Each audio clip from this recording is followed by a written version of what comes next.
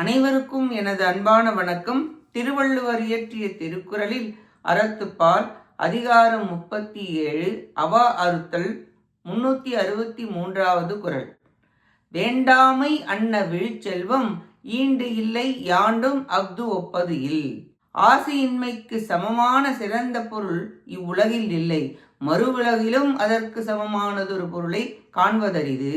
ஒருவர் ஒரு பொருளையும் எந்த ஒன்றும் எனக்கு வேண்டாம் என்றால்தான் அத்தன்மை அவரை கடவுளிடம் போய் சேர்க்கும்.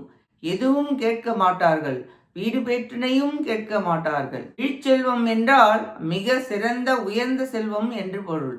தேவர் உலகாகிய சொர்க்கமும் நம்மை விட கூடுதல் இன்பம், ஆனால் அது நிரந்தரம் அல்ல. எனவே அதையும் விரும்ப மாட்டார்கள்.